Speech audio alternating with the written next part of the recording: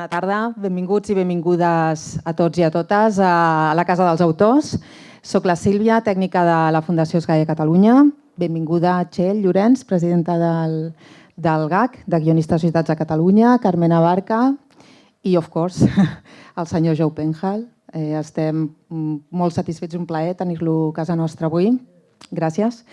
I bé, aquesta masterclass és possible perquè som 3 entitats les que ens hem ajuntat. El GAC, Serializados FES, que tenia el contacte i que ha aprofitat la vinguda de Joe Penhall a l'estat espanyol per fer-lo arribar a Barcelona, i nosaltres des de la seu d'SGAE a Catalunya i la Fundació, perquè en aquesta conxorxa còmplice que tenim en Guionistes Associats, com no pot ser d'altra manera, una de les línies que treballem moltíssim és la formativa i, per tant, ells, la major part de masterclasses ens les posen sobre la taula i nosaltres mirem de fer-ho possible, tant pels seus associats com pels socis propis també de la casa d'SGAE.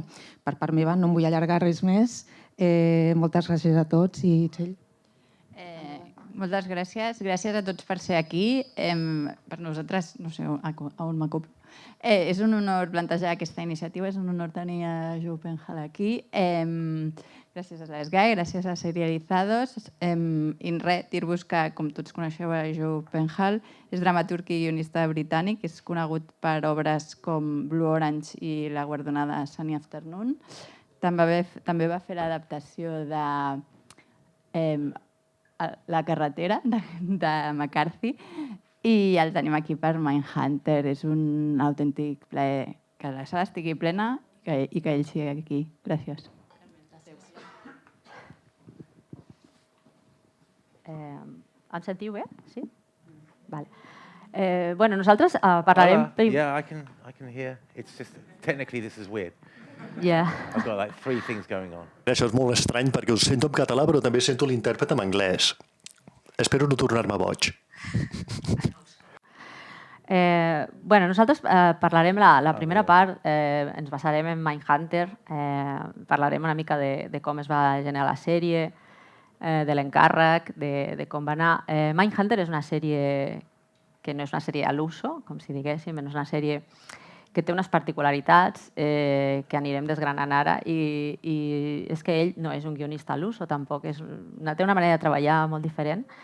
Però quan acabem de parlar de Mindhunter, després parlarem també una miqueta de l'adaptació de La carretera i també d'alguna pel·lícula, com El rei de los ladrones, que no sé si l'heu vist, perquè tota la seva feina té una sèrie de característiques que, malgrat el gènere, es van repetint i és una manera de fer bastant particular. El tractament que fa dels personatges, el pes que tenen els diàlegs en els seus guions, etc. Veurem en algun moment un trosset del capítol 2 de Mindhunter i també ho podrem comentar entre tots. Quan jo acabi el rotllo, al cap d'una hora així, tindreu una estona vosaltres per fer les preguntes interessants, vull dir que no patiu, i que tindreu l'oportunitat de preguntar-li coses. Però anem al començament, quan va rebre l'encàrrec d'escriure la sèrie Mindhunter, basada en un llibre molt conegut a la professió, el llibre d'un exagent de l'FBI, que va ser un dels creadors del famós Departament de Ciències del Comportamiento, que tots coneixem pel Silencio de los Corderos i per altres pel·lícules. És cert que va ser Charlize Theron qui el va proposar com a guionista per fer aquest projecte, perquè ell i Charlize havien coincidit amb l'adaptació de The Road, de La carretera. I quin va ser l'encàrrec en concret? Què van demanar?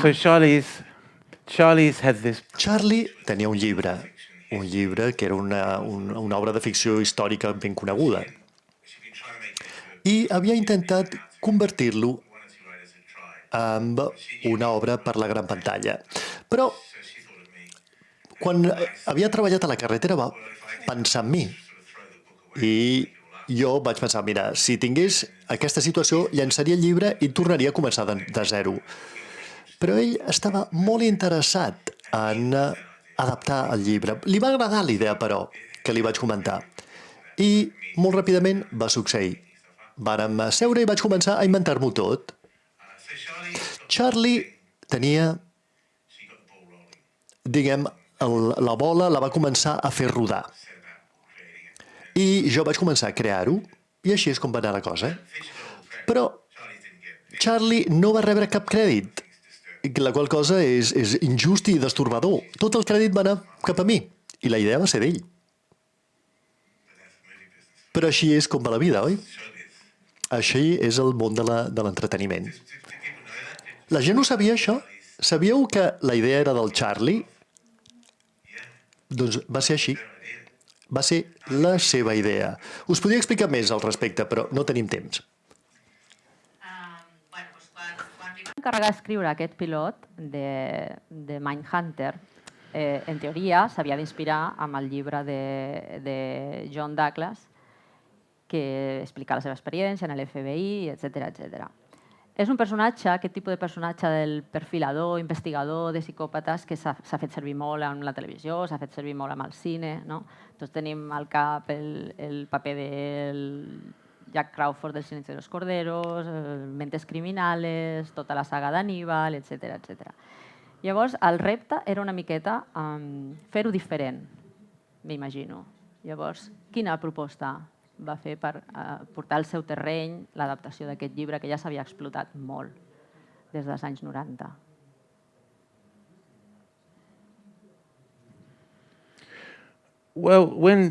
A veure, quan nosaltres vàrem començar a parlar-ho, jo volia conèixer el John Douglas. I em va dir, no el pots conèixer. Això va ser... Senzillament, no parlis amb ell. I la segona cosa que vaig dir és... A mi em va agradar molt el silenci dels corders. Doncs oblida tant d'això, em va dir també. Hi havia moltes coincidències, però la principal és de construir sense por un gènere fins aleshores i fer-ho tot de manera diferent a com s'havia fet fins aleshores. I van passar setmanes i setmanes i setmanes parlant sobre això. I vàrem tenir unes regles molt senzilles, que era no persecucions amb cotxe, no lluites, no escenes de crim violentes, tot el tipus de coses que la gent fa, diguem, o per exemple, converses així com molt intel·ligents o molt rebuscades. No, tot això havia de quedar fora. I volíem descobrir la realitat i vàrem dedicar molt de temps parlant amb agents de la FBI reals, anant a la unitat científica per parlar amb les persones que s'enfronten a veritables assassinats.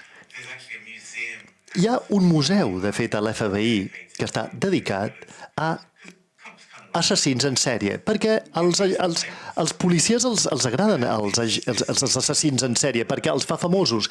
I aquest museu està ple, està farcit, doncs, per exemple, del diari o de l'agenda de l'assassí en sèrie i, d'alguna manera, les eines també que van utilitzar pels seus crims. I ens vam capbussar en tal profunditat amb tot aquest tema que jo gairebé em vaig posar malalt. I després la qüestió era convertir-ho en una obra de ficció, que és la part més fàcil. És a dir, que teníem un objectiu molt clar. I Fincher tenia forma per fer això, ho havia fet prèviament.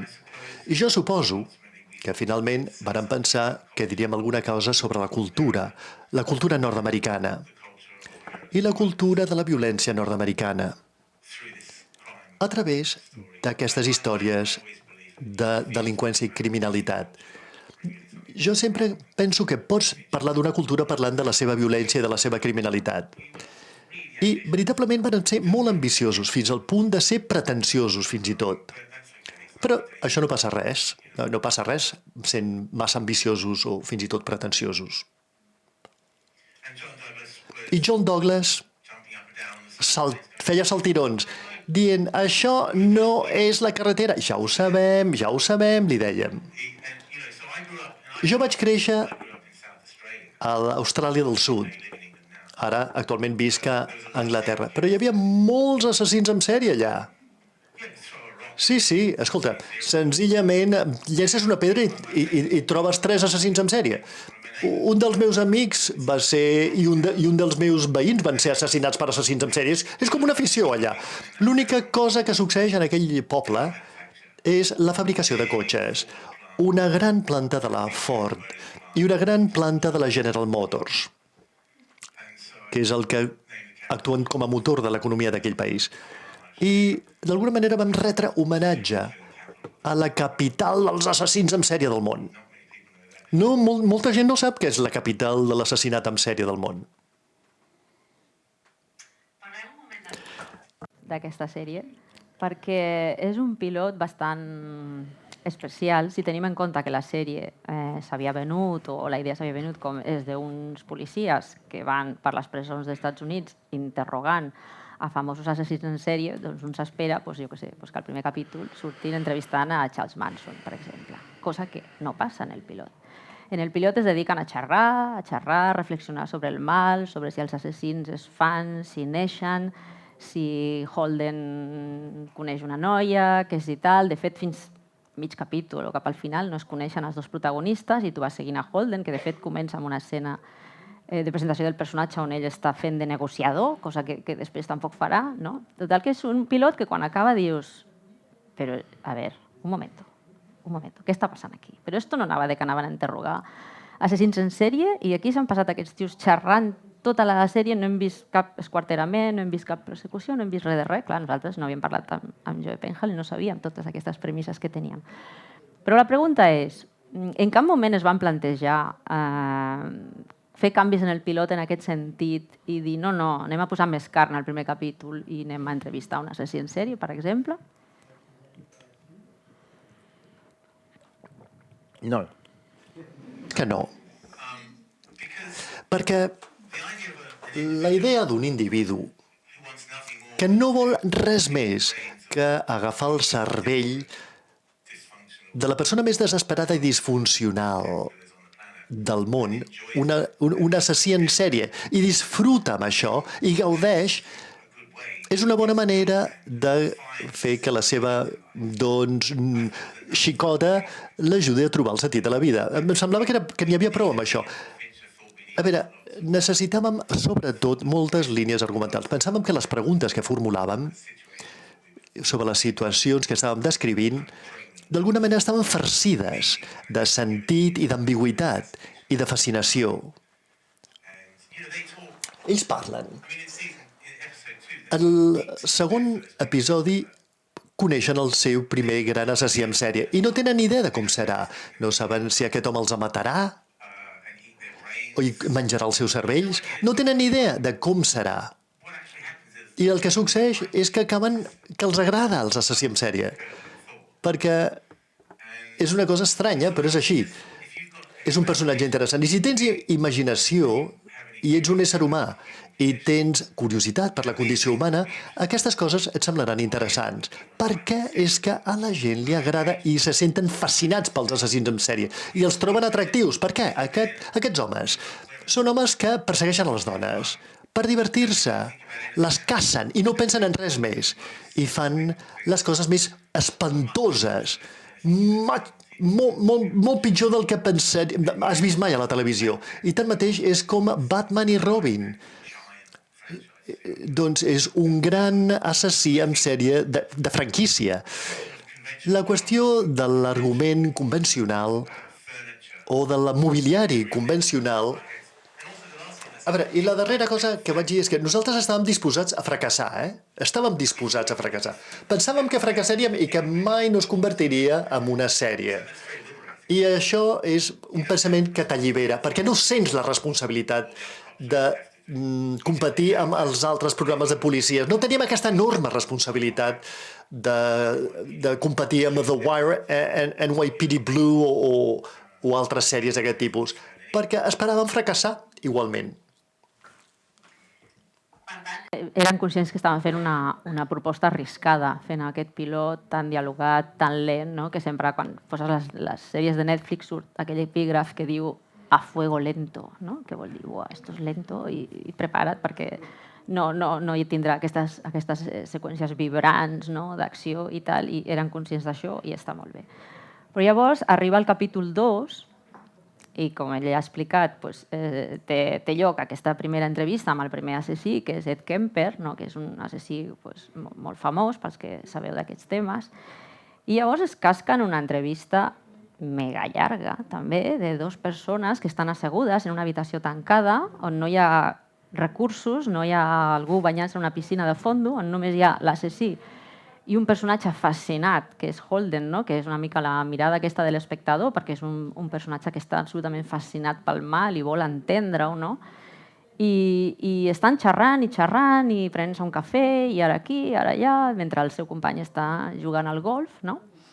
I ho tornem a fer. Tu estàs mirant la sèrie i dius, ostres, però portem 10 minuts aquí xerrant i vinga, i no ha passat res, no? El valor d'aquesta sèrie és així. Llavors, la pregunta és, com s'ho va fer a nivell de guió, a nivell d'escriptura, per aconseguir que aquestes escenes llargues, que no només passen en el segon capítol, sinó que és una mica marca de la casa en la sèrie, fossin capaces de mantenir la tensió i el joc i l'interès en l'espectador quan estem acostumats cada vegada més a veure escenes supercurtes en televisió, on tot passa pim-pam, on si una seqüència té més d'una pàgina i mitja ja és, buf, m'avorreixo, no? Com s'ho feien a nivell d'escriptura? Perquè, a més, ha comentat que l'encàrrec era justament sí, fes una escena, un interrogatori de 15 minuts. Això no ho han aconseguit ni a Line of Duty, que sí que han fet interrogatoris en aquella sèrie. Llavors, com és, a l'hora d'enfrontar-te a l'escriptura, com et planteges fer aquest tipus d'escenes? Perquè no ens avorrim. Well, it's not true that A veure, no és veritat que no facin res, Escolta, mengen. Durant l'entrevista mengen i fan altres cosetes. Aquest és el gran esdeveniment de l'escena, de la seqüència. Però va ser un experiment. Va ser un experiment en retratar de manera absolutament fefaent la banalitat del mal. Aquests homes que cacen dones i les desquartissen i disfruten fent-ho, també fan coses molt tontes, com menjar entrepans d'ou i també s'allissen el cabell i aprenen o s'informen sobre les dones que volen caçar. L'única cosa que volen és menjar i continuen matant. Cacen a persones, les torturen, les desquartissen. I nosaltres intentàvem construir la realitat d'aquesta cosa. D'estar en una sala amb una persona que sabem que gaudeix decapitant a les dones i violant-les, violant els seus cossos escapçats. I no volíem ensenyar res d'això. No volíem glorificar res d'això. No volíem fer-ho glamurós en absolut. No volíem donar cap senyal d'això. Només volíem ensenyar com poc entretenidor, vanitós i depriment és tot això. I jo pensava que això no funcionaria, perquè seria senzillament una mostra de la banalitat del mal. I vàrem aconseguir crear un ambient increïble i transmetre aquestes qüestions existencials tan complicades, aquestes consideracions existencials. Això, diguem, és una resposta llarga a la teva primera pregunta. I la segona resposta és, ningú no va dir, escriu una seqüència de 15 minuts. Jo vaig descobrir que hi havia totes aquestes entrevistes amb assassins en sèrie, que quan vas a l'FBI et donen totes aquestes entrevistes. Són entrevistes llargues i avorrides, llarguíssimes i avorridíssimes. I, diguem, la gent no s'interessa per aquestes entrevistes. I nosaltres l'havíem de fer cobrar vida. I a mi em va semblar molt entretingut i revelador. Us ensenyarem un fragment, però Anne Klemplin considera, doncs, que l'assassinat en sèrie és, primer de tot, una feina molt dura, i, en segon lloc, és el seu art. És un art, i l'eleva a la categoria d'art. I això és una gran sorpresa. Molts criminals pensen així. Se senten orgullosos de la seva feina, el que ells consideren la seva feina. En el cas seu, així és. I, per tant, hi ha moltes coses que s'estan desenvolupant. I va haver de trencar la regla. La primera regla que vàrem trencar és la durada curta, televisiva. És molt avorrit que la gent només faci seqüències televisives curtes. Per què? Qui s'ha inventat aquesta regla? Pots tenir seqüències llargues a la televisió, senzillament han de ser molt bones. I és molt més difícil mantenir l'atenció de la gent quan és llarga la seqüència. I jo, de fet, li vaig dir, faré alguns talls. I em va dir, no tallis, has de mantenir l'atenció, senzillament. I desenvolupa-la. I jo estic habituat a fer això pel meu rerefons del món del teatre. I vàrem parlar de trencar moltes regles intencionadament, perquè teníem aquesta pulsió antropològica de dir alguna cosa veritable sobre la delinqüència, la criminalitat veritable. Assassins en sèrie són homes que persegueixen i cacen a les dones. No hi ha res de còmic al respecte. És com Pol Pot, o Idi Amin o Adolf Hitler. Persones que van elevar l'assassinat, l'homicidi a la categoria d'art. I és l'única cosa que volen fer. I això, doncs, implica fer-ho. I el fet de que no teníem, doncs, línies argumentals, etc. A veure, no necessites tenir un argument. No és veritat que necessitis tenir un argument, però necessites tenir acció, alguna cosa ha de succeir. Necessites preguntes i respostes, i una bona pregunta i una magnífica resposta ja és quelcom. Ensenyem el fragment o què? Ensenyem el fragment de Mindhunter.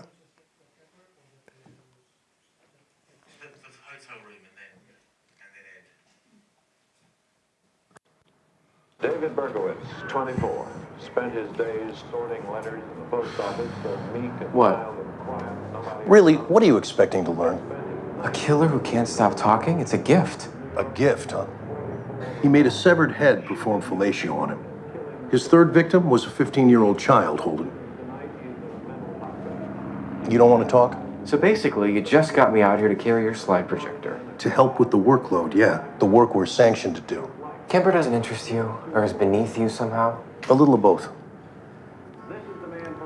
You think the tie's too much? What about the suits? Anybody finds out you're a Fed, there'll be a riot.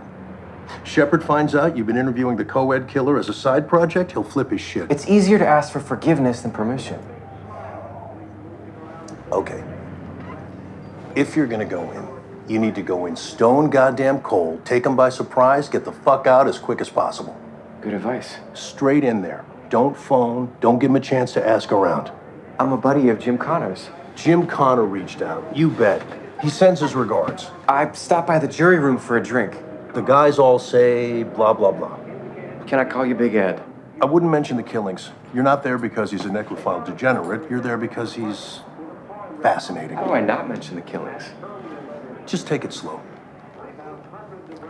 What are you doing? Just in case. Holden, they're not going to let you in with a sidearm. The guy is 6'9", weighs 300 pounds. That's right. So what's he gonna do? He's going to take the fucking thing away from you. He's going to kill you with it, and then he's going to have sex with your face.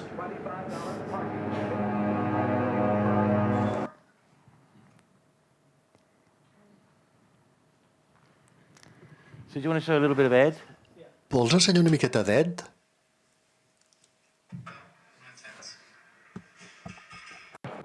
I'll be honest, I don't get many visitors. When I do, you think they want to talk about this shit? Fuck no, it's like if you worked at a slaughterhouse with livestock, real conversation stopper. Did you? No, I'm just saying people who hunt other people for a vocation, all we want to talk about is what it's like. Shit that went down, entire fucked upness of it. Right, sure. It's not easy. Butchering people's hard work. Physically and mentally, I don't think people realize you need to vent. What are you writing down? Oh, I just think it's an interesting choice of words. Vocation. Well, what would you call it? A hobby? I'd say it's more than that. Look at the consequences. The stakes are very high. Is this helping? Are you getting what you came for? I think. Good. Can I just ask you something? Do you believe the prison can help you? Are you kidding? You think you shouldn't be in prison? I think it's shutting the barn door after the horse is bolted somewhat. But what do you think the state should do with you instead? Well, Holden, a lobotomy's not out of the question. Lobotomy? Like Frances Farmer. You remember Frances Farmer? No. I loved Frances Farmer. She was an actress. They lobotomized her in the 50s. She was very smart and intense, very misunderstood. She was a lot like me. You don't think you could benefit from psychiatry? I already did all that in the institution. Didn't take. For me, I think surgery might give me the best chance. And if surgery doesn't take, in this modern society, what do we do with the Ed Kempers of the world? Wasn't that your department? From your perspective.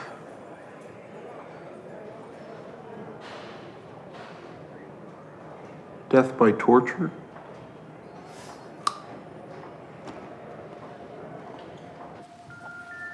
Thanks. That's probably enough. Prou. Doncs sí, aquesta és l'essència de l'obra. I és bastant veritable. Ell té una gran cara, no us sembla?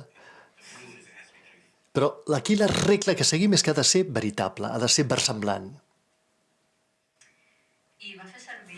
Vas fer servir material real de les entrevistes reals d'Ed Kemper per construir aquest diàleg? Quina part de veritat hi ha en aquestes escenes, tant en el seu cas com el dels altres assassins? Yeah, some more than others. D'alguna manera o d'una altra, sí. El que faig és faig paràfrasi, és a dir, que no utilitzo exactament les paraules de la boca de Kemper, però és bastant proper. El que és interessant de Kemper és que ell era un dels poquíssims assassins en sèrie intel·ligent i ell construïa bé el que deia. Els altres vaig utilitzar la meva imaginació, escoltant les entrevistes i llegint les transcripcions i creant un algoritme que em permetés, doncs, d'alguna manera, convertir-ho en ficció.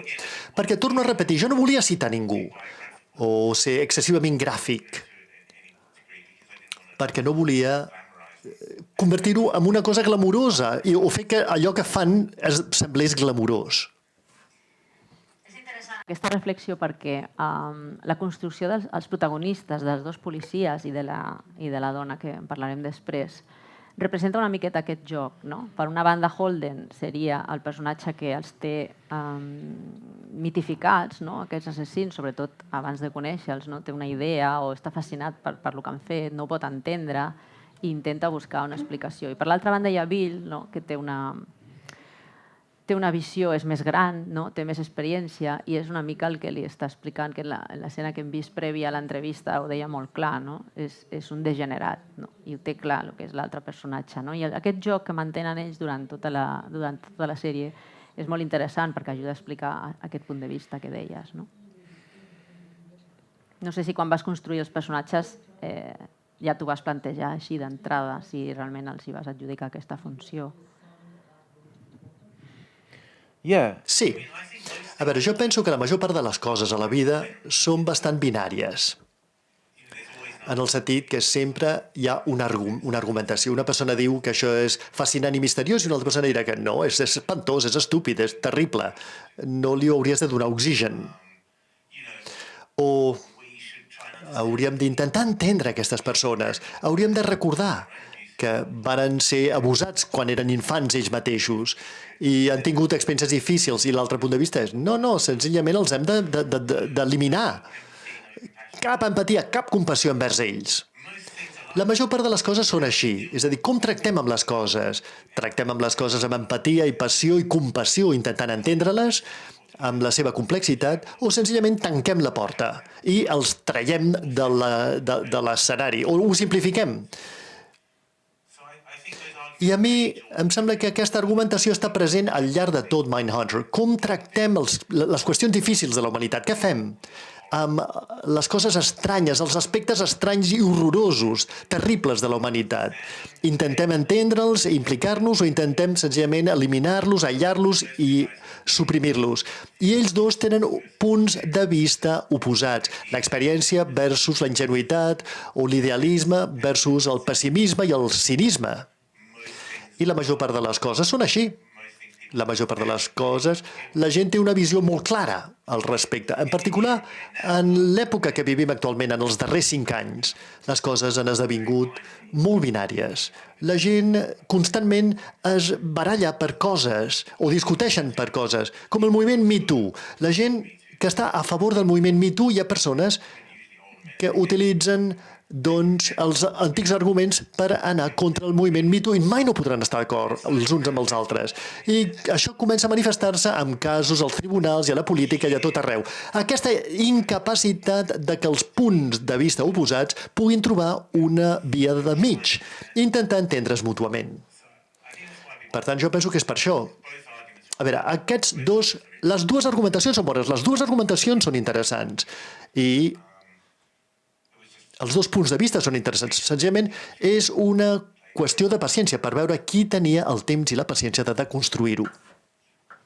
Sí, però és veritat que Holden, almenys en la primera temporada, acaba pagant molt car aquesta fascinació, no? Aquest acostament cap als assassins, s'acaba implicant personalment, sobretot amb Ed Kemper, no? I acaba amb el final, no sé si farem algun spoiler aquí, però el final de la primera temporada acaba patint un atac d'ansietat pel contacte que ha mantingut, no? amb aquest personatge. Llavors, la tesi es manté també fins a aquest punt, és a dir, la fascinació aquesta és enganyosa perquè en el fons l'altre és un assassí, és un animal, és una persona sense escrúpols, no?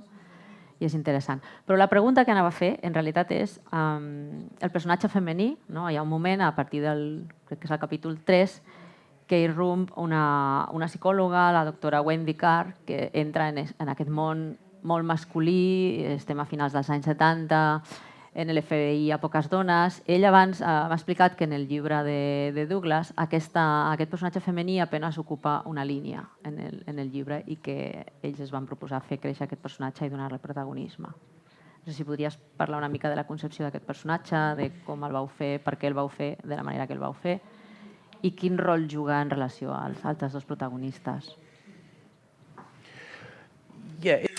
Molt bé. En el llibre, quan la unitat de ciències del comportament comença a formar-se, al començament dels anys 70, hi havia literalment cap dona a l'FBI. Només hi havia secretàries i personal administratiu. Hi havia un agent negre, un únic agent negre, en tots els Estats Units. Va ser un procés molt lent. Potser això és una exageració, però això és el que caracteritza el llibre. I l'absurditat de tenir un sistema de posada en vigor de la llei que era tan sec davant del món més ample i tan mancat d'experiència. Em sembla extraordinari, no?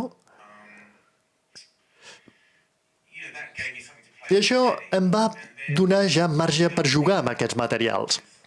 Una altra cosa que succeeix en el llibre és que estan en el vell mig d'estudiar tots aquests assassins en sèrie i desenvolupen idees revolucionàries complexes, però no saben el que estan fent fins que aquesta psicòloga de Boston suggereix que hi havia una feina molt, molt seriosa aquí i que haurien de ser subvencionats pel govern federal.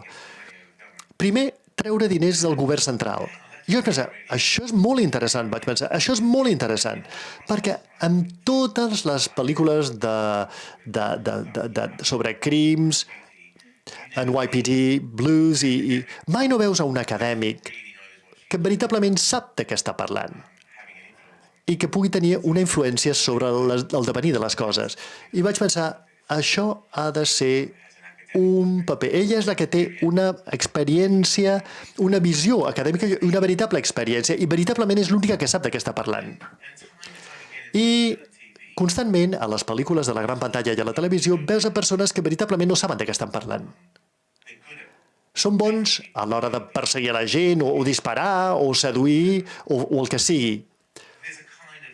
Però hi ha com una mena de por de la intel·lectualitat en aquest tipus d'obra. I jo vaig pensar que era una oportunitat meravellosa per trencar una altra regla i fer que aquesta dona increïblement, doncs, parladora, aquesta dona acadèmica increïblement intel·ligent, com a contrast a aquests dos homes egomaníacs que estan a la carretera i que, senzillament, doncs, belluguen la cua a l'estil de Hemingway, entrevistant a homes perillosos a les presons i prenent cerveses al bar després de la feina, i funciona. Són un triangle interessant, aquests tres. Però també considero que és important recordar que es tracta d'una temàtica molt complexa que necessita d'una resolució complexa. Jo he estudiat psicologia i normalment és un aspecte que es queda fora de les obres televisives i cinematogràfiques. Abans he parlat amb ell d'aquest tema dels teasers de la primera temporada, bueno, i de la segona, però ens entrarem en la primera, perquè si heu vist la sèrie haureu comprovat que dels 10 capítols que té la primera temporada doncs hi ha 7 o 8 que comencen amb uns teasers molt estranys en els que tu veus un suposat assassí en sèrie però que no està matant ni està fent res, un senyor que en una escena està jugant amb una corda mentre la seva dona i el fill estan per allà, o és un senyor que està en el segon capítol apareix treballant en una mena de magatzem de ferreteria i se li acosta un treballador i tu veus que aquell tio és com rarot i penses, deu ser un assassí. I bueno, tu vas passant els capítols i vas pensar, bueno, en algun moment aquest senyor que m'estan ensenyant, que a més està ocupant els teasers de tota la sèrie, apareixerà en un capítol o matarà algú o matarà el Holden o farà alguna cosa, no? I no, s'acaben els 10 capítols i hasta luego, ¿no? I dius, pues així, amb perdó, això, li dic al traductor, pues ole tus huevos, no?, com a guionista. A mi m'agradaria que, bueno, a mi ja m'ho ha explicat, però m'agradaria que expliqués la raó d'aquests teasers, com es van plantejar treballar amb això i per quan estava prevista la resolució, perquè evidentment estava prevista una resolució per aquest assassí que és típica o... Yeah, the teasers are a mistake. Els teasers són un error, et confessaré, Carmen. No se suposava que havien d'estar allà. Doncs van ser presentats a la meitat de la temporada per un assassí en sèrie tardà, 20 anys després. Fincher es va interessar molt amb l'idea de, mentre tota la resta de coses estaven succeint, hi ha d'altres línies argumentals que també estan succeint, que han d'introduir una altra línia argumental per indicar com es desenvolupa un assassí en sèrie. Jo també penso que, com a teaser, senzillament, en cas que les nostres seqüències que parlen tant i tant no funcionin, teníem, doncs, una carta a la màniga. Però l'únic problema amb això és que has de veure les 5 temporades abans de saber com es resol. I jo he d'acceptar que no van ser necessaris aquests teasers. I entenc perquè Finch ho volia fer. I respecto la seva opinió. Penso que és interessant. Ell és un geni i pot fer servir o provar qualsevol cosa que vulgui. Però la meva opinió personal és que va ser un error. Això dels teasers va ser un error perquè mai no vàrem collir els fruits. I trenca una de les regles. No hi ha acció, però inevitablement has de veure aquesta persona amb acció. I és per això que a la gent els agrada el teaser. Però potser sóc massa parsimoniós i dolent amb aquestes coses, però jo veritablement no volia fer aquests teasers. Però a algunes persones els agradava. Els feia reflexionar o pensar. Jo què sé. Els teasers, em van encantar. El que passa és que quan la sèrie es va interrompre després de la segona temporada em van generar frustració, perquè jo no sabia qui era aquell assassí, després ho vaig buscar per internet, era un tal Dennis no sé què, i era un assassí molt famós de Kansas, que va fer unes coses terribles. Però com a espectadora em va generar frustració i vaig dir, home, m'heu enganyat, perquè m'esteu plantant aquí una cosa, m'esteu generant una expectativa i no heu fet el payoff que tocava en aquest cas. Però és interessant veure com, encara que la sèrie hagués continuat, com fer els plàntings d'una cosa que s'ha de descobrir en una tercera, en una quarta o cinquena temporada, i ho plantes en el capítol 2 de la primera temporada. És una cosa que almenys jo no he vist en altres sèries i era interessant mirar d'entendre quin sentit tenia i per què havien adoptat aquesta decisió tan arriscada. Igualment, la sèrie és veritat que deixa obertes moltes coses, no només el teaser. No respon a l'estructura típica d'un capítol, un cas, un altre capítol, un altre cas. Hi ha línies que queden obertes, casos que no es tanquen, que queden sempre com en l'aire. Aquesta sensació que donen l'espectador de potser la realitat era així, però jo vaig una mica perdut, no sé si era buscada també, a l'hora de distribuir les trames en els capítols de la primera temporada. A veure, al començament se suposava que havia de ser existencial, tal com és la vida mateixa, on no hi ha un argument. A la vida no hi ha un argument. Coses aleatòries, impredibles succeeixen. I les coses no et paguen, no fas la collita d'allò que es planta. Això és molt frustrant, incòmode i insatisfactori. Però pensem que això en si mateix és satisfactori. És a dir, poder fer una cosa que d'alguna manera imita la vida amb el seu caos. I també hi ha coses que són tan complexes. I l'assassinat en sèrie és una d'aquestes coses tan complexes. Però exigeix aquest tipus de desordre, aquest tipus de caos, aquest tipus de versemblança, aquest tipus de veritat. I no és com robar un banc. I no és com l'altra pel·lícula que vaig fer sobre els tios que roben una joieria i roben un diamant. Això és molt clar i és molt a l'antiga. L'assassinat en sèrie és l'aspecte més fosc de la foscor de la natura humana. I senzillament no van fer res que fos comú. No necessitàvem reconèixer les línies argumentals amb totes les seves seqüències i la collita. A mi m'agradaven aquestes preses, però teníem llicència per fracassar, teníem llicència per experimentar, la qual cosa normalment no et donen. Siguem sincers, gairebé mai et donen llicència per fracassar o per experimentar. És una cosa que no succeeix gairebé mai. Com a creador i com a autor de la sèrie, si no hagués estat darrere un director com David Fincher, hauríeu tingut aquesta llicència? Coses aquí. Primer, no l'hauria tingut, perquè les seves pel·lícules anteriors estaven guanyant $300 milions. I és com l'acudit aquest de què hi ha per sota dels 500 milions? Que pot fer qualsevol cosa que vulgui. És a dir, que si no hagués estat ell, no hagués pogut fer-ho. Però, més seriosament, no puc pensar en molts altres directors que haguessin tingut les galtes de fer això. Ell és un tio superintel·ligent, un home superintel·ligent, i té un univers molt complex en el seu cap. I ha estat bastant dolorós treballar amb d'altres directors després d'ell, intentant repetir l'experiència. Perquè senzillament no succeeix. Ell és tan complexa, tan multifacètic i tan polisònic. Jo penso que ningú altre hagués pogut fer-ho. I totes les persones que feien aquestes obres sobre crims i d'assassinats en sèrie actualment són monodimensionals, mentre que Fincher era polifònic. Parlava de 7 coses diferents en un moment adient, en un moment donat de qualsevol seqüència. Això, com a guionistes.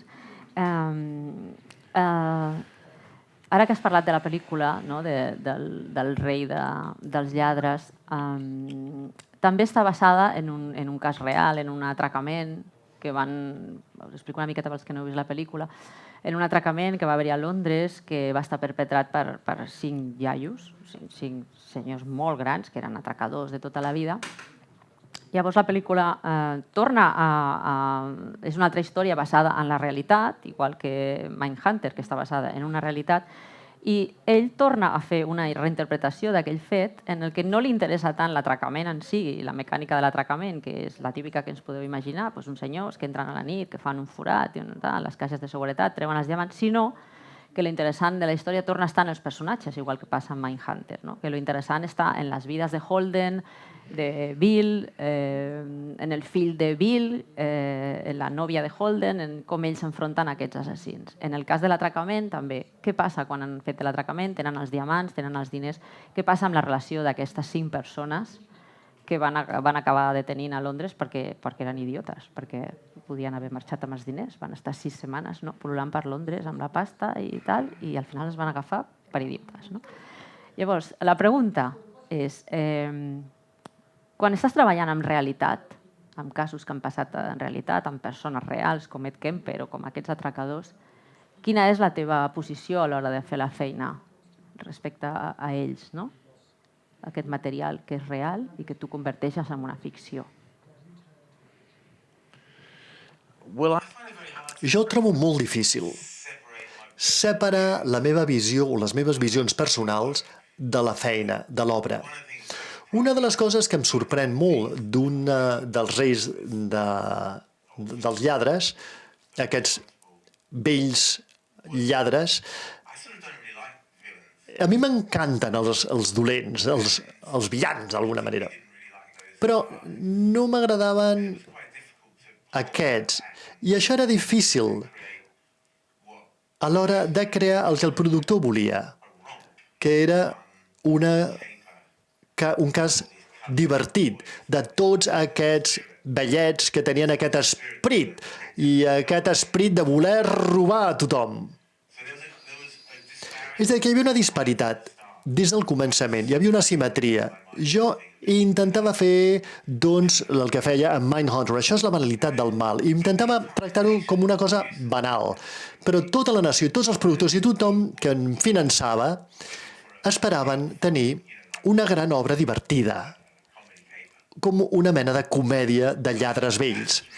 Això va ser molt estrany i difícil de negociar. I l'altra cosa que va ser interessant és que així és com una història famosa a Anglaterra es va fer. Jo segurament era l'única persona que no se sentia fascinat per això. Pensava que eren senzillament un grup de vells lladres mentiders i estan a tot arreu. Però tothom se sentia fascinat per aquesta història de l'atracament fet per 5 vells. I jo vaig intentar aplicar l'estratègia Mindhunter d'extreure'n la banalitat del mal. I aquests homes, mira, eren criminals en sèrie, havien fet mal a moltes persones, podien ser molt violents, però això no forma part del mite. Un d'ells havia torturat a una persona, això no formava part del mite. I jo intentava extreure'n tot això. Eren racistes, eren autèntics persones, diguem que no impresentables, però jo intentava treure això i aplicar l'estratègia Mindhunter, però no s'ho van aconseguir. Vaig intentar fer una anàlisi existencial de la banalitat del mal, però senzillament va acabar sent una banalitat en si mateixa, l'obra. I hi ha tota mena de raons perquè això sigui així, però una de les raons és que jo penso que moltes persones implicades en fer aquesta pel·lícula sentien por sobre les coses a les quals m'acabo de referir. És a dir, formular preguntes difícils sobre la condició humana. Per què la gent fa trampes? Per què la gent diu mentides? Per què la gent es fa mal l'un a l'altre? Per què una persona és capaç de torturar a un amic seu? I, doncs, enganyar les dones, enganyar els fills. Per què? I en el és una història molt anglesa, potser forma part del caràcter anglès. I jo no penso que la gent veritablement volia obtenir una resposta a aquesta pregunta. Senzillament volien explicar totes les coses que jo no vaig voler fer a Mindhunter. Fer persecucions amb cotxes ràpids i empenyent-se l'uns als altres i cops de puny. A veure, a mi no m'agrada. M'agraden alguns aspectes. M'agrada que Michael Caine estigui a la pel·lícula perquè ell és un geni. Però és interessant per un guionista. És un gran experiment i se'ns va pagar molts diners fer una obra que era de somni. I a poc vas detectant el càncer i aquest càncer comença a menjar-s'ho tot. Comença a créixer i a escampar-se i no pots fer-hi res al respecte. I semblava com una feina daurada. Mentre que una obra com Mindhunter semblava un tumor cancerigen des del començament. Me recordo que a les converses inicials tornàvem a l'hotel i estàvem malalts, però degut a que era tan alliberador i artísticament tan satisfactori, va acabant sent una obra meravellosa. També Fer l'adaptació de la novel·la La carretera, de Cormac McCarthy, que és un treball completament diferent, perquè aquí ja no parteixes de la realitat, sinó que parteixes d'una novel·la. A més, una novel·la molt coneguda, amb una proposta argumental molt arriscada, i m'agradaria que parlessis una miqueta de com va ser l'adaptació d'aquesta obra, d'aquesta novel·la, i també de la feina que vas fer amb els dos personatges protagonistes, el Viggo Mortensen i el seu fill, en aquesta història distòpica. Well, there's a correlation between... Relació entre La carretera i Mindhunter. I és per això que Charlie em va portar a Mindhunter. I és que, a veure, no succeeixen gaires coses a La carretera, senzillament van d'un lloc del país a un altre lloc del país i es troben amb diferents persones i doncs tenen uns quants problemes en el procés. Però la proposta de La carretera té una cosa molt interessant. Un pare que intenta explicar al seu fill què és el que succeeix en el món, perquè el món s'està autodestruint. I la seva mare s'ha autodestrossat a si mateixa, va suïcidar-se. I a mesura que passen per la Terra, doncs, amb massa calor, massa fred, hi ha bandes que violen i amputen i acaben fent actes de canibalisme. I el pare li ha d'explicar això al fill. Li ha d'explicar al seu fill de 10 anys, li ha d'explicar sobre el mal de la humanitat, per tal que sobrevisqui. Hem d'amagar-nos aquí perquè aquells homes en allà poden agafar-te i matar-te. I ha de matar algú, ha de disparar contra algú.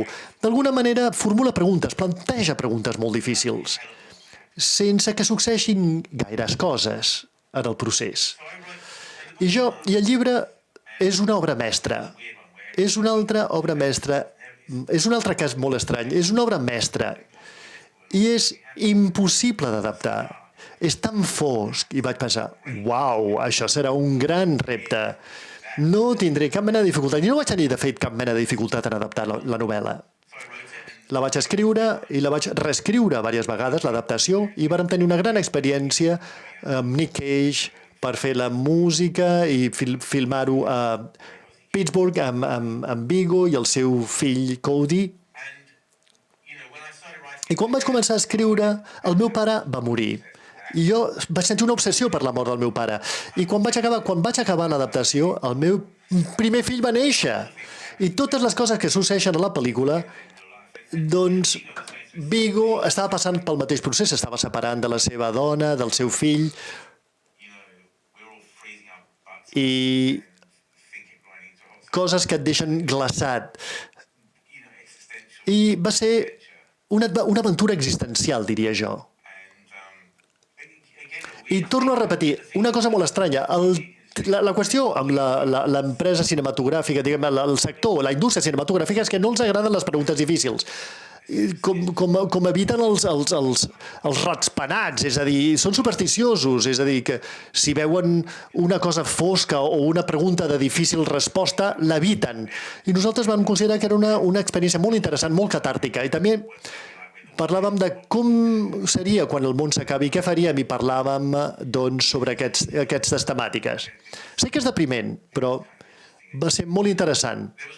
I va haver una cosa molt important en aquesta pel·lícula, en què Viggo, diguem, aquesta banda a la carretera, que si troben a Viggo i al seu fill, els mataran. I segurament menjaran el seu fill, perquè no han menjat carn fresca des de fa molt de temps. I Viggo sentia una autèntica nàusea per això, i va haver de matar aquest tio. I li explica, mira, el que faré, el dispararé entre els ulls, i això afectarà el seu hipotàlem i això trencarà molts, doncs, vasos sanguinis, perquè havia estat metge en la seva vida. Hi ha molts arguments al respecte, hi ha molts arguments sobre a quina velocitat pot treure el revòlver o la pistola i fins a quin punt pot dominar bé aquest tio. I suggeria, de fet, aquest tio potser és molt bo amb la seva pistola i pot dominar aquest tio i disparar. John i jo, el director, dèiem, a veure, el punt és que ell no sap el que està fent. I quan es tracta de matar a una persona, ningú no sap que està fent, excepte l'assassí. I aleshores dubta i està molt nerviós i sent molta por i veritablement no vol matar un ésser humà davant del seu fill. I aquest tipus de contradiccions fan que aquesta pel·lícula sigui el que és. I jo penso que són les mateixes contradiccions que trobem a Mindhunter. I torno a repetir, nosaltres no pensàvem que això succeiria, no pensàvem que això seria finançat i vàrem ser rebutjats 1 milió de vegades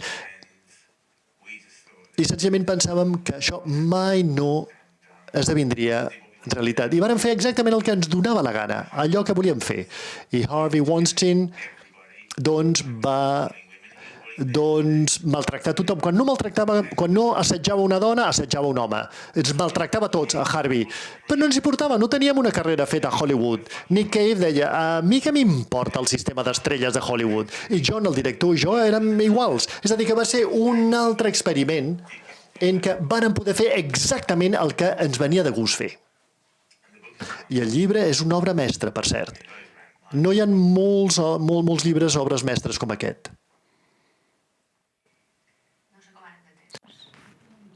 Vull dir que si voleu fer preguntes... Sí, obrim? Perquè si no se'ns tirarà el temps a sobre i està bé que hi pugueu fer preguntes.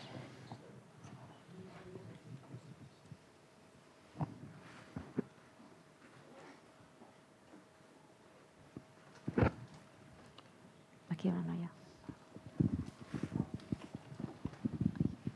Bueno, en anglès és igual, no? You were talking earlier about Anna's... Parlaves del personatge de la senyora Carr a Mindhunter. Jo voldria saber quin és el pensament de mantenir-la dins de la línia argumental. Tenir a una dona homosexual en un món dominat pels homes. Segurament actualment ja no ho faries, això, si haguessis de triar actualment. Va ser la idea d'ell. A veure, l'idea era portar a una acadèmica de Boston que no era gens glamurosa. I va ser la idea de David, fer-la glamurosa, és a dir, una lesbiana fumadora forta. Jo no ho vaig entendre realment, però la idea és que ella necessitava ser inaccessible a aquests dos homes. Una miqueta com els assassins en sèrie, que són ingenus pel que fa a les dones i al sexe. El fet que ella fos encara més distant i encara més difícil d'entendre i fins i tot encara més autosuficient era encara més embogidor per ells. I torno a repetir, no és una de les coses que més em va agradar, però clarament estava disposat a provar-ho. I vaig pensar, provem-ho i intentem-ho fer tan bé com puguem. I a la segona temporada, a mi no em va agradar la segona temporada i no em va agradar com va evolucionar la segona temporada. I, per tant, no sé, no tinc una relació. Em sembla que tenia nòvies i xicotes, aquesta, oi? Sí, no sé, no ho vaig veure. I...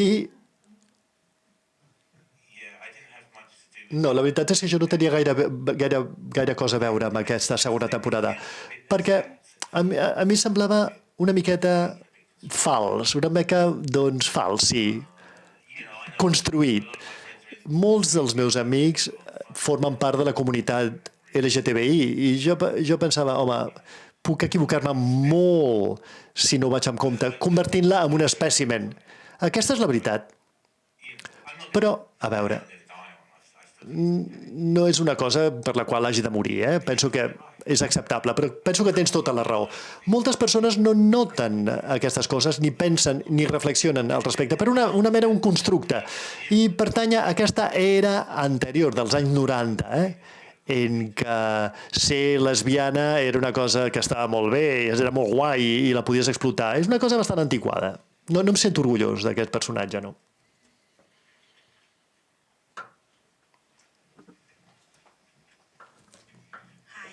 Hola, em preguntava, parla'ns una miqueta dels teus mètodes quan treballes sobre una seqüència o episodi. No sé, per exemple, com treballes les línies argumentals? Com desenvolupes una idea? Jo reflexiono moltíssim, per començar. penso i camino amb aquesta idea en el meu cap. I a poc va agafant forma. I un trosset s'uneix amb un altre trosset i després de la nit al dia neix un altre. I quan tinc una idea, senzillament l'escric. L'escric fins que tinc prou idees com per començar a crear una història. I trobo... A veure, no és que odii les seqüències de conducció, i penso, mira, en aquesta seqüència hauria de tenir un tall de cabells o hauria de robar un banc. No, jo això no ho puc fer. Estic molt més interessat en la qüestió més ampla. Cap a on va amb la seva vida? Quina és la seva gran idea? O què és el que busca? I jo reflexiono molt sobre això, sobre de què vull parlar veritablement. I penso en termes de construir un argument. Això succeeix aquí, això succeeix aquí i això succeeix aquí. Això penso que és relativament fàcil i està sobredimensionat o sobrevalorat. És per això que tens un equip de guionistes. A veure, és com crear l'algoritme, crear els personatges. I és una cosa fàcil. I després se'n van a jugar a bolos. I després la xicota el troba petonejant una altra dona, i després troben una carta. Totes aquestes coses que col·loques en aquests drames, diguem, que actuen com un riu. Veritablement, jo no m'he ficat mai amb això, no vull fer això, però sospito que és la part més fàcil, no?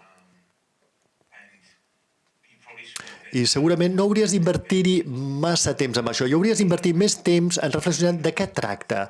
Què és el que diu sobre les preguntes que es formulen les persones? És una manera intensa i terrible de treballar. Doncs és més divertit segurament dir, mira, ja el personatge se'n va a la platja. O probablement una via de mig, no? Fer una miqueta de les dues coses. A mi m'agrada quan la gent arriba amb idees. Hi ha una miqueta d'això també a Mindhunter. Sempre és bo, les idees de les persones sempre són bones, perquè jo sentia la confiança de que estava formulant les preguntes adients, que estava plantejant les preguntes correctes.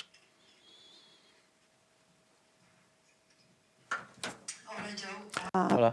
Jo te hablaré, parlo en català, ¿vale? Mira, primer felicitar-te perquè la teva sèrie, bueno, tothom estarà d'acord aquí, és una sèrie ja de referència. Parlant, documentant-me també per preparar una altra cosa, vaig parlar amb forenses i amb periodistes i tal, i quan preguntava què m'aconselles per veure sobre aquest tema, i tothom donava la teva sèrie en primer lloc. O sigui que fora dels guionistes hi ha molta gent que t'admira, dels sectors més procedimentals, per dir-ho d'alguna manera, no? I ara jo et faré preguntes molt tòpiques. I una d'elles, bueno, tres, que les llenço així d'un tirón. Una d'elles és,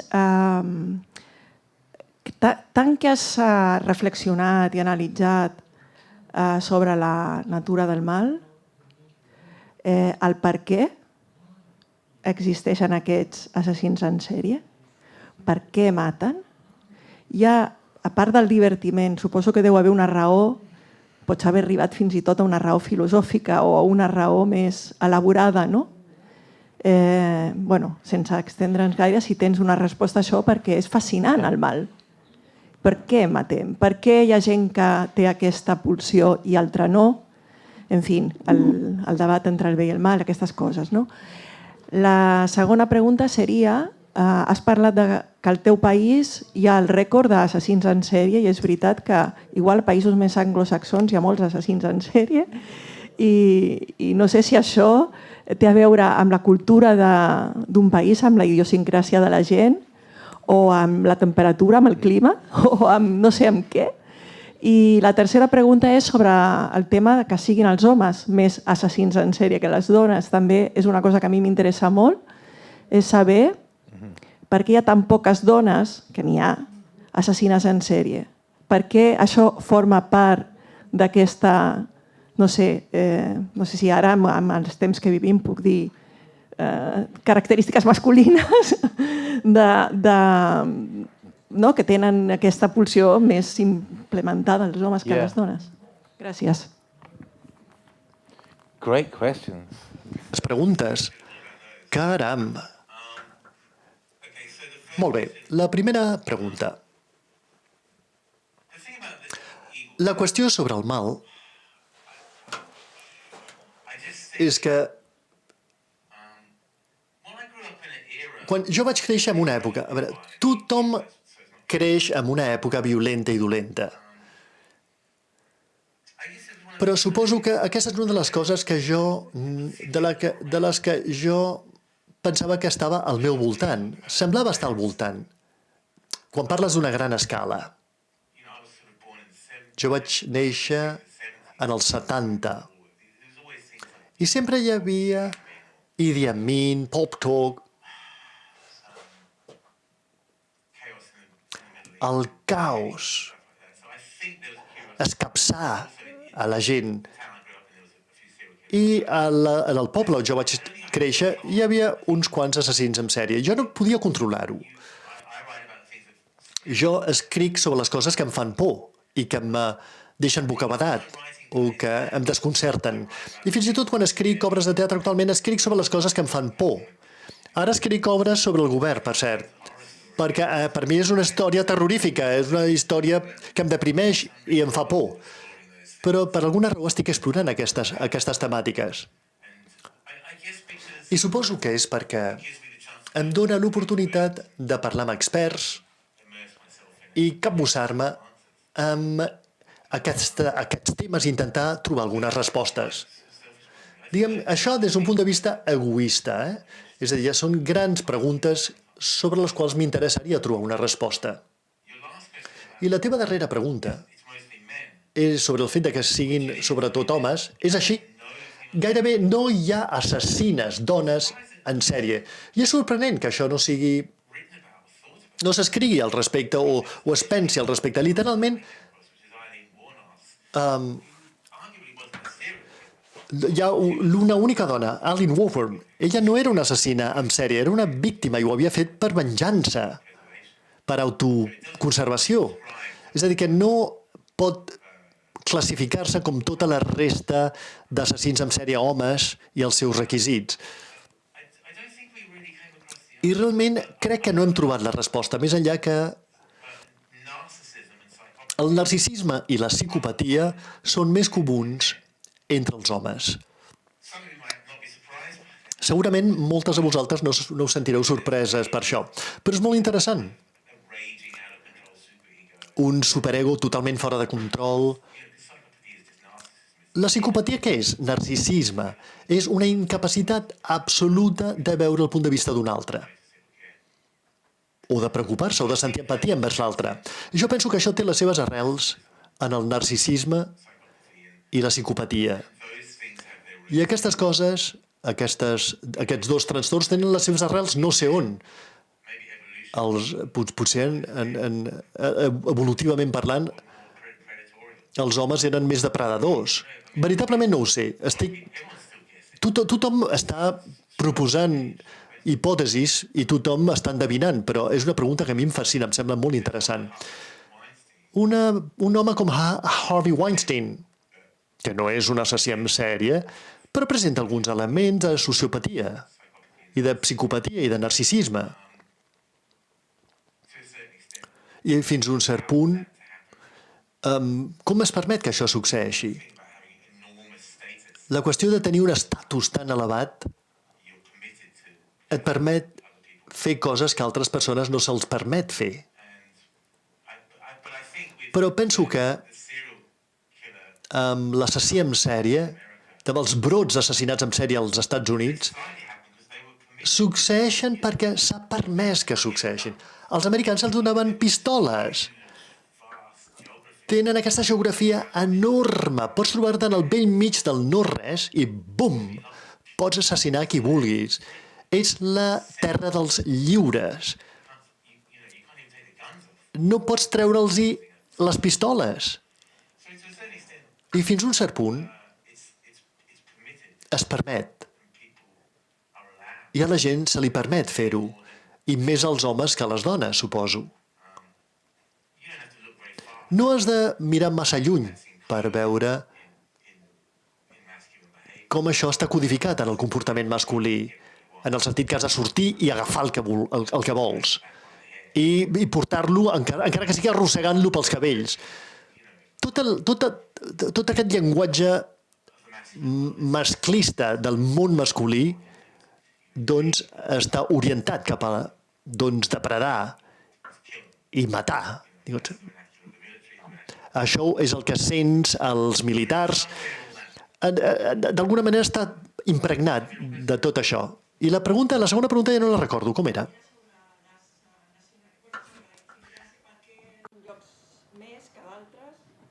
Look, I think that I don't know what. Mira,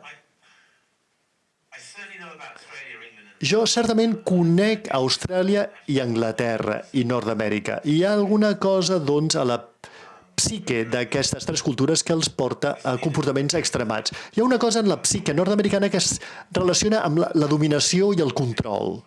I això condueix a la psicopatia. I no és un acudit, és veritat. Hi ha alguna cosa també en la psique anglesa sobre el control i el trencar i el robar, l'imperi britànic. Hi ha alguna cosa també en la psique anglesa de sentir que tenen el dret de fer això. I hi ha uns assassins en sèrie britànics que no són molt coneguts, però que són terribles. I després, a Austràlia, hi ha hagut molts assassins en sèrie, perquè també és una geografia ampla, doncs, amb grans deserts, grans horitzons, i ha estat sempre bastant matriarcal. I és una de les raons per les quals vaig escriure això, perquè sempre m'han interessat aquestes qüestions. I no hi ha una resposta fàcil, però hi ha senyals i pistes. I a Europa, no ho sé. He de ser sincer, però penso que... No us estic fent la pilota, però jo penso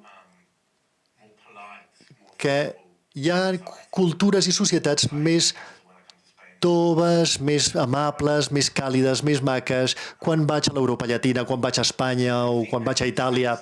Jo penso que els anglosaxons i els nord-americans i els australians controlen i roben i doncs el converteixen en una virtut. Fan del control i de la subjecció una virtut. Perquè ja em fa prou vergonya preguntar, com per fer-ho en anglès. Volia preguntar sobre la relació, heu parlat de la carretera, sobre si vas tenir relació professional amb Cormac McCarthy i sobre com t'ha influenciat aquesta obra brutal que és la de McCarthy i si aquesta construcció dels gèneres de la que parlaves, de treballar més amb idees que amb situacions, si creus que hi ha alguna mena d'influència de McCarthy. I una altra pregunta, que és probablement una xorrada absoluta, si el fet que el protagonista de Mindhunter es digui Holden, hi ha algun tipus de relació amb un dels malvats més increïbles i una de les reflexions sobre el mal més interessants que he llegit, que és el jutge Holden de Blood Meridian. No, that's interesting. Interessant, no. Va ser una referència per Holden Caulfield en Captain Y. Perquè Holden Caulfield és immadur, però busca alguna cosa. I és paranoic.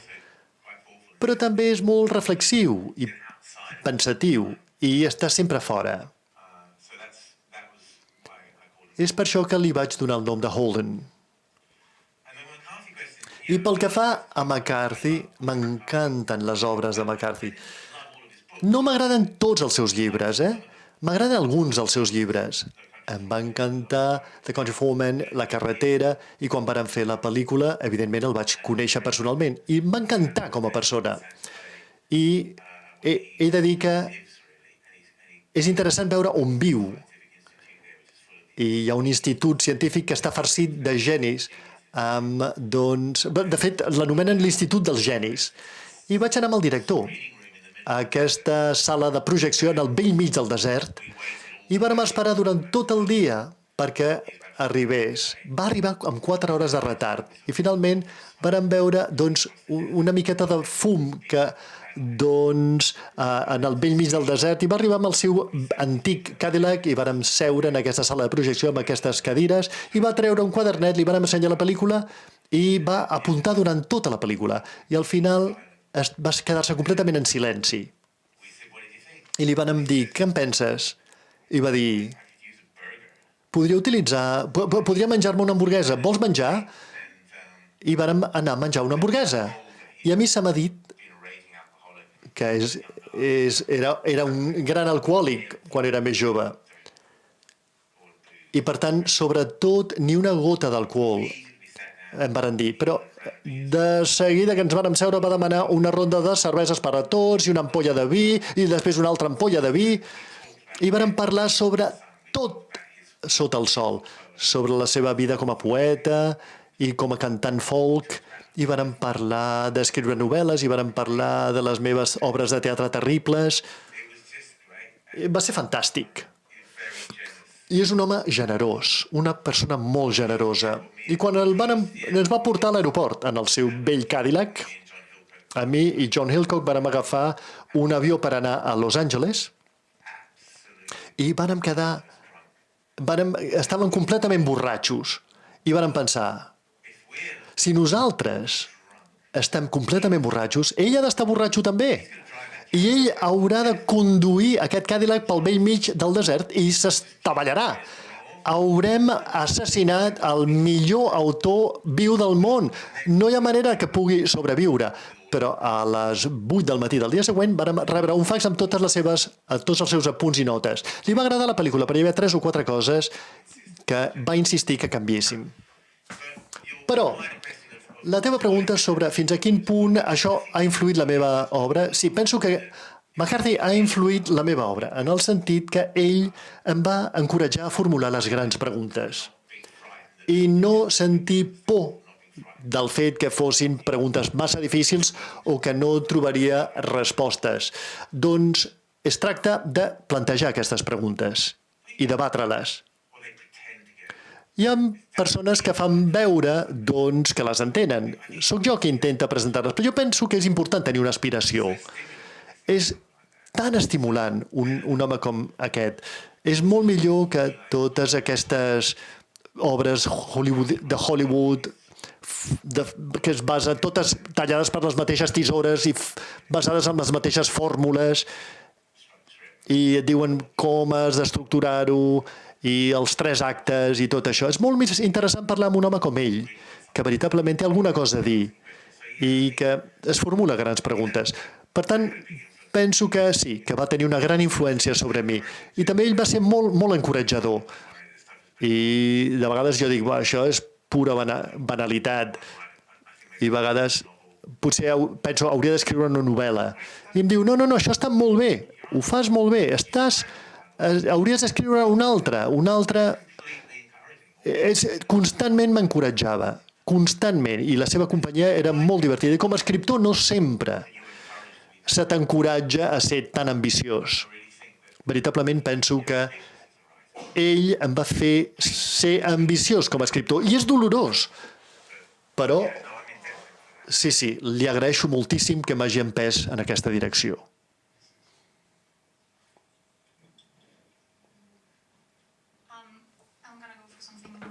Jo ara preguntaré una altra cosa. Em preguntava sobre el seu procés quan vostè escriu tot això, especialment una seqüència com una entrevista. Quan una persona... En aquestes entrevistes entre aquests 2 assassins. Perquè, clar, com t'aproximes amb això? Perquè la realitat és poc gràfica, en el sentit del que podries veure en aquestes entrevistes. Com la dramatitzes? Com mantens el compàs i el ritme des del punt de vista de l'escriptura i després de què tracta, veure de què tracta aquesta seqüència? És a dir, com mantens l'enfocament? Jo penso que els elements, els ingredients constituents han d'estar presents. Quan busques a policies o agents de la FBI o assassins. Has de reconèixer en ells alguna cosa sobre la qual t'agradaria escriure i reconèixer les coses que diuen per estructurar el teu diàleg. El que és interessant, sobretot les persones sobre les que he escrit, és que tenen tots ells i elles punts de vista únics i interessants o maneres d'expressar-se. Aquest tipus, aquests ingredients, d'alguna manera, actuen de motor de la meva escriptura. Copsen això. Per exemple, un personatge com Kemper té aquesta brutalitat increïblement musical en el que diu. És intel·ligent i imbècil alhora. I m'encanten aquestes contradiccions. M'encanta desorientar. Aquestes contradiccions desorientadores. I els meus Sam Shaping, David Mamet, els meus escriptors favorits retraten Aaron Sorkin, per exemple. Els encanta aquesta desorientació entre la brutalitat i la sensibilitat, entre la comèdia i la complexitat, la idiotesa. És a dir, que si jo puc sentir aquests ingredients a les històries, en la manera en què les persones parlen, aleshores me'n vaig i d'alguna manera faig una síntesi d'això. I senzillament has de confiar en que la teva versió sintètica, la teva versió de síntesi, sigui atractiva. I una de les coses, com doncs ho sotmeto a prova, és provant-ho amb les persones. Si la gent em pregunta què estàs escrivint actualment? Jo els explico la meva idea i d'alguna manera introdueixo una miqueta trossets de diàleg per sotmetre-ho a prova. I si la gent està interessada, ho veus immediatament. I si no estan interessats, ho veus també immediatament. I jo faig tot el que puc per absorbir tot allò que m'interessa i faig tot el que puc per convertir-ho en el que considero que és un guió. I després, senzillament, ho sotmeto a prova durant tot el procés. Ho sotmeto a prova per veure si és atractiu i si és interessant. I no em preocupo gaire per les fórmules. Si alguna persona arriba i em diu alguna altra cosa hauria de succeir a la plana 50, dic, d'acord, mira, vés-te'n, faré que alguna cosa succeeixi a la plana 50. Si això et fa feliç, mira, faré que trenqui una cadira o alguna cosa. Però penso que no és un problema. I qualsevol persona que intenti convèncer de que aquest tipus de coses, que aquestes essències complexes i màgiques que només es poden aconseguir doncs, amb aquestes accions, doncs no és veritat. Hola, Joe. Intentaré ser breu. Ara establiré un pont entre la carretera i Mindhunter, amb aquests egos enormes i aquest desig d'aniquilar i destruir altres éssers humans. A la carretera la gent es fa coses horribles els uns als altres, tot pel context. Aleshores, quin comentari tens pel que fa al fet que la gent tingui aquesta capacitat? Senzillament de perdre qualsevol sentit de compassió envers els uns als altres. Perquè en el meu país ho fan a la societat i a la carretera ho fan perquè hi ha una manca de societat. És a dir, en un cas ho fan perquè hi ha un excés d'ordre i en l'altre perquè no hi ha ordre. És a dir, on és la frontera? On és la línia? Això està incrustat amb nosaltres, forma part inherent de nosaltres, aquesta capacitat de destruir i de ser d'aquesta manera. Sí, nosaltres ho hem estudiat acuradament, quan vàrem escriure Mindhunter i vàrem parlar amb científics comportamentalistes al respecte. I un agent de la FBI, doncs, que havia conegut tot un seguit d'assassins en sèrie i era bastant conegut, m'ho va expressar de la següent manera. Quan un ésser humà és creat, és una miqueta com doncs, fornejar un pastís. El pare i la mare estan fornejant el pastís genèticament i la natura és una part dels ingredients i la criança és una altra part dels ingredients. Però si en el procés de fornejar aquest pastís col·loques un bidó d'oli de motors, quan està fet el pastís i surt del forn, mai podràs treure aquesta cosa horrorosa, l'oli negre de motor del pastís. I així som els éssers humans. som un conjunt de natura, criança i genètica. I la criança sota certes circumstàncies i el que els ha succeït.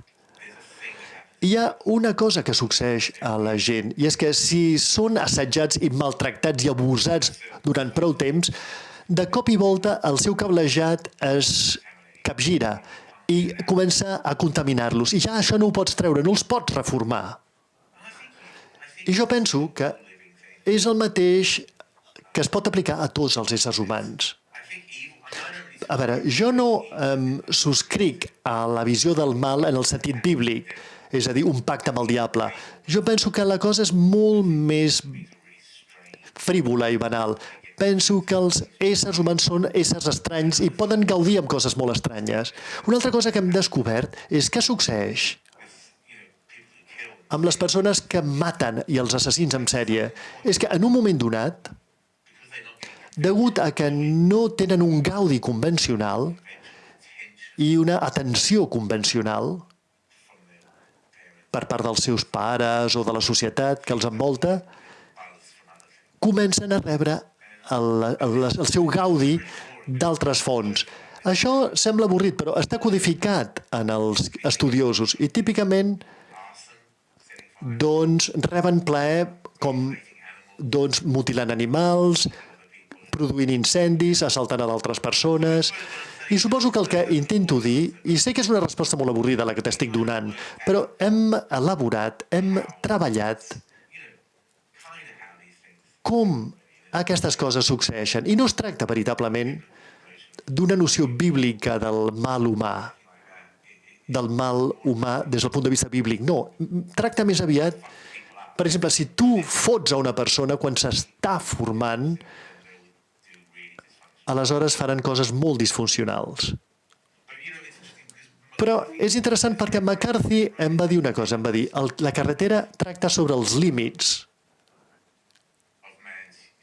de la humanitat. I no hi ha límits per la inhumanitat dels éssers humans. És a dir, el que succeeix a la carretera és un pare que intenta salvar el seu fill. Diguem que són coses molt importants que s'ha de mantenir en ment. Jo penso com una sèrie de planetes que estan girant al voltant els uns dels altres.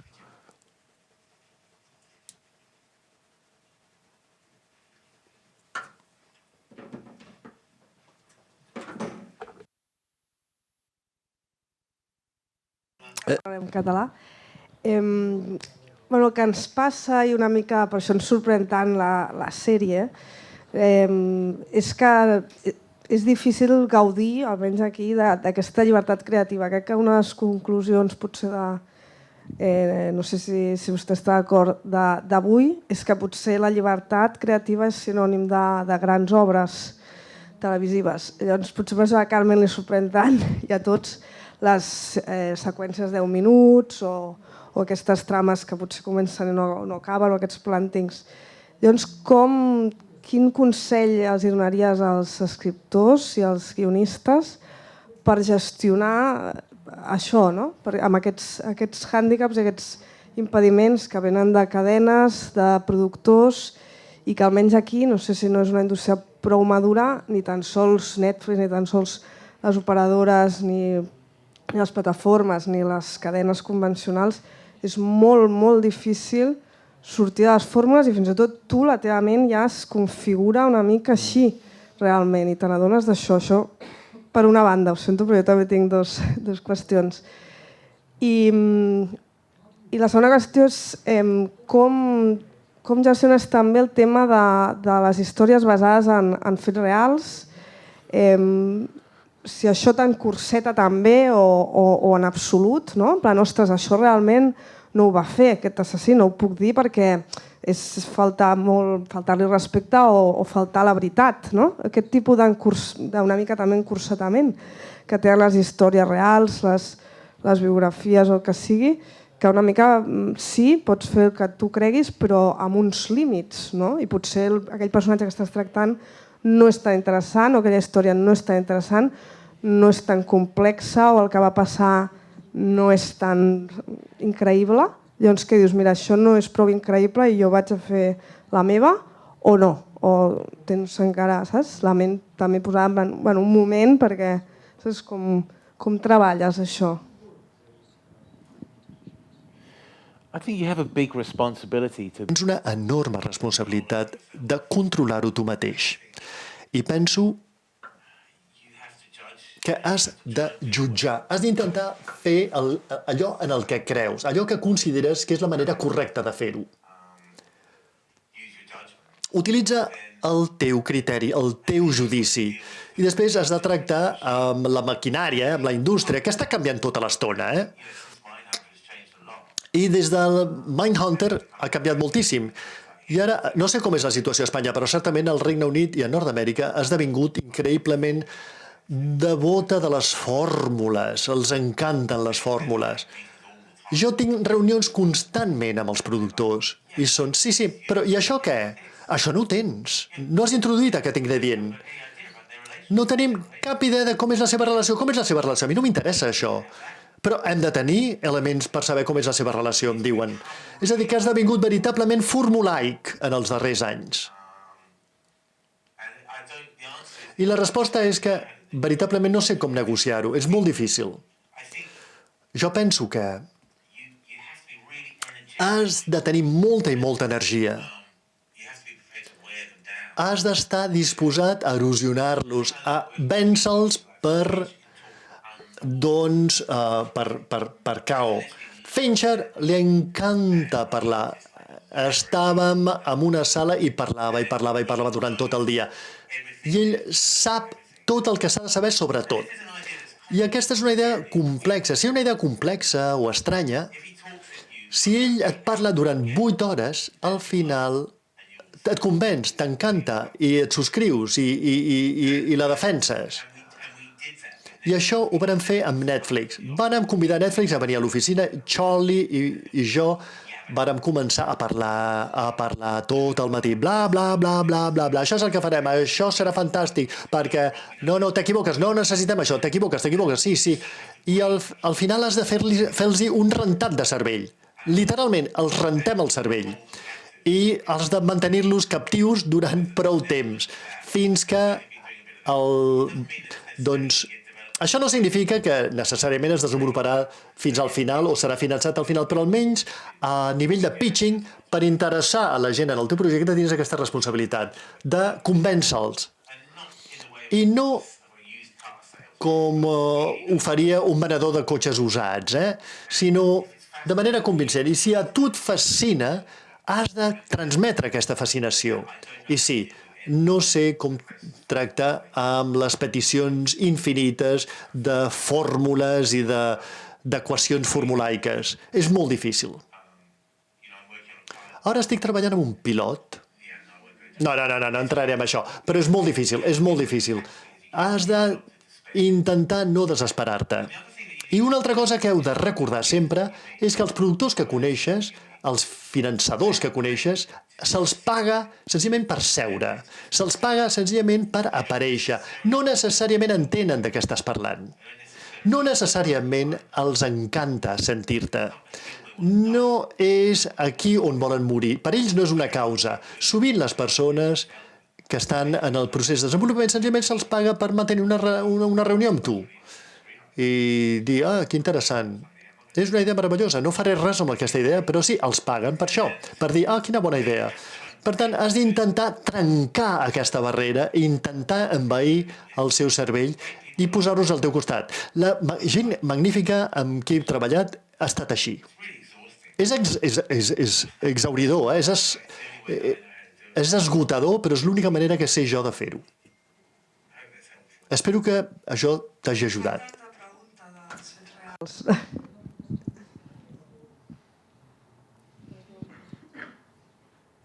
Reals, què vols dir? Els límits que ens autoimposem o els límits... Poses tu de quins límits, de dir, bueno, això és una història real i aquesta persona, doncs jo què sé, no es va intentar suïcidar, i jo poso que sí, per exemple, jo què sé.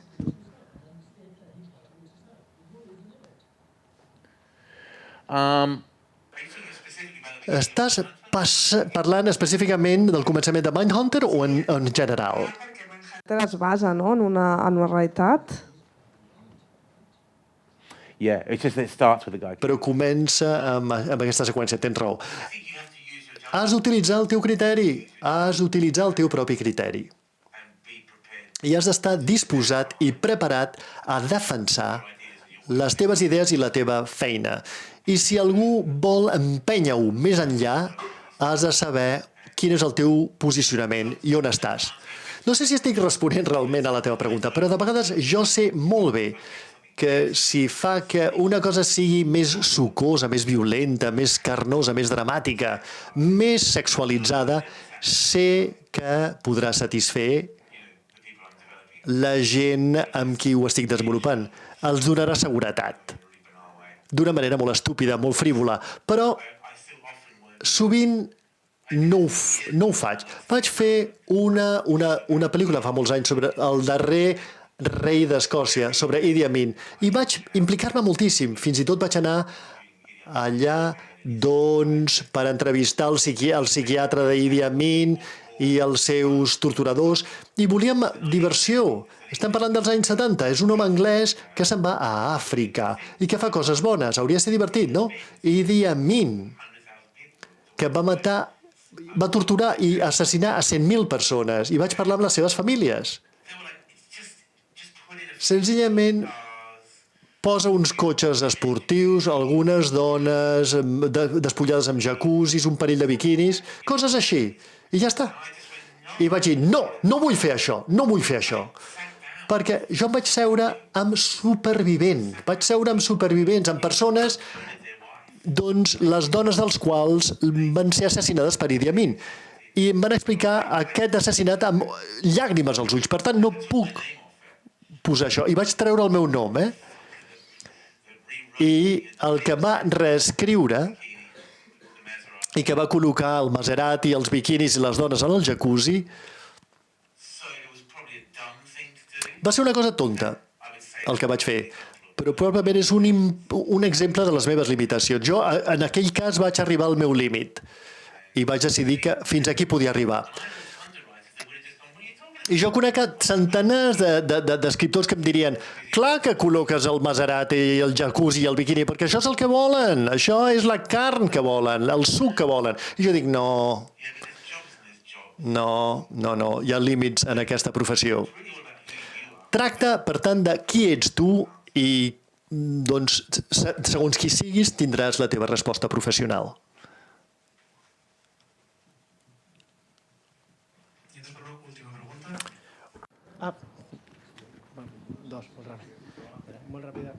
Fem dos molt ràpides. No, jo tenia una curiositat.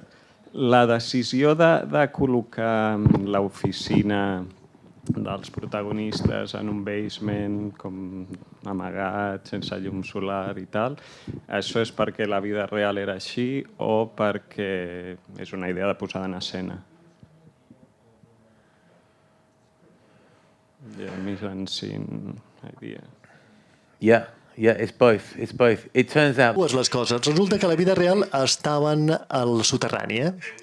A la vida real havien estat enviats al soterrani perquè tot era molt secret i confidencial. La FBI sentia, doncs, vergonya de tenir aquests dos agents que intentaven entendre la psicologia d'aquests assassins. I, per tant, això se'ns mantenia sota el radar. Però també va resultar que, com a posada en escena, és una posada en escena fabulosa, és una gran metàfora, que literalment te'n vas cap avall i et submergeixes i escoltes a un assassí. I encara que sigui una cosa, un emplaçament banal, la realitat i el sentit i el que representa, la simbologia, el fet que quan pensen baixen i baixen a les profunditats, és una metàfora que va funcionar molt i molt bé, sorprenentment bé. Jo vaig pensar, caram, això m'agrada. Sí, el fet que treballin en un soterrani. Però Finch tenia una veritable visió de com funcionaria. I funciona realment molt i molt bé. Mira, de vegades la millor escriptura és quan és real i també té un element al·legòric o metafòric o poètic.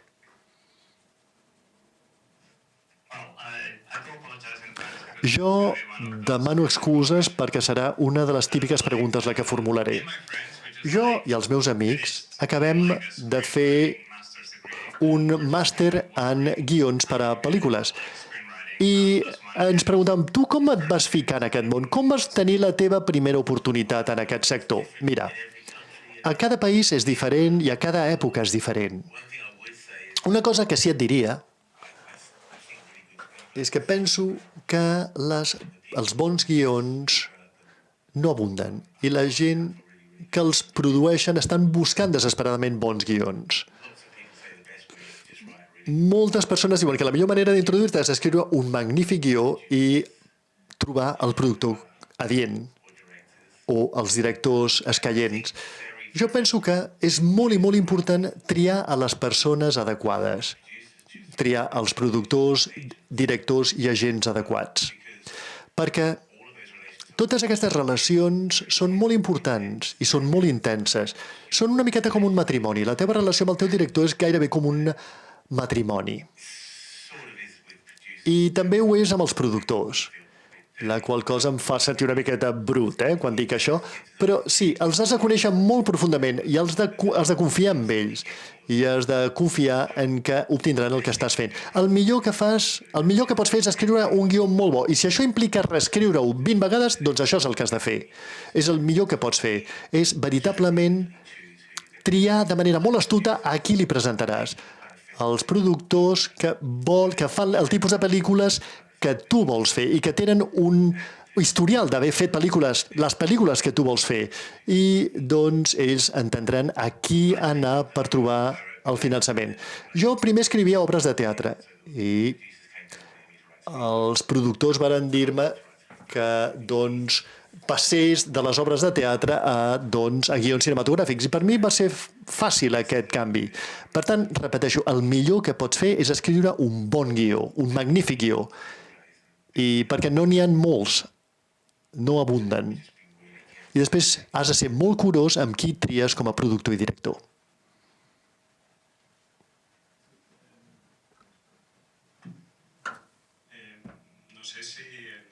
Està fent la mateixa pregunta que jo. There's an elephant in the room. Saps si hi haurà season 3? No one's ever asked me that question. No me diguis, que ningú no em pregunta mai això. Que estrany. Si hi haurà una tercera temporada. Jo penso que no hi haurà una tercera temporada. Penso que podria haver-hi una, és possible, però és una probabilitat baixíssima que hi hagi una tercera temporada. Hi ha una bíblia de 5 temporades i la darrera vegada que vaig parlar amb Finch em va dir, home, si tu estàs disposat i preparat,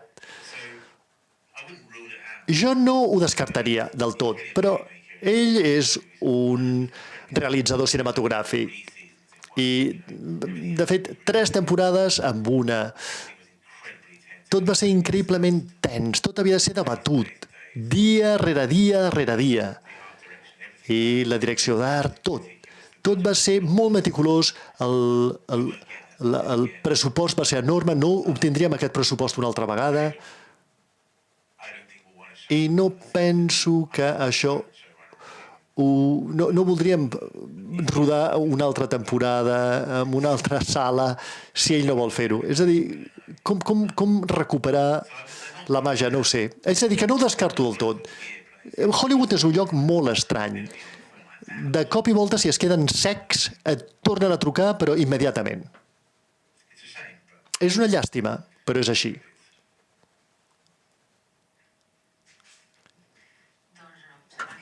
L'hem preguntat, crec que tot, ja. I molt agraïts que hagis vingut avui aquí a parlar amb nosaltres i explicar-nos tot això que ens has explicat, les reflexions que hem fet tots plegats sobre el mal, sobre el bé, sobre la televisió. I moltíssima sort amb tot el que facis. I res, fins aviat. Ai, perdó. Thank you. Gràcies. Bueno, ha dit que estava fent un pilot, però Bueno, volem saber què estàs fent, així directament, que segur que està fent més d'una cosa, no? What are you preparing? Estic treballant en diverses coses alhora, perquè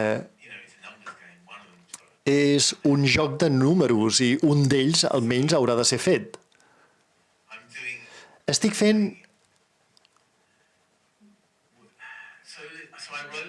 Vaig escriure un pilot l'any passat i els dos primers capítols, els dos primers episodis, d'un agent del servei secret anglès dels anys 60 que coneix a un alemany i comença a funcionar com a espia. La porta a Anglaterra i és una cantant famosa, però també treballa com a espia.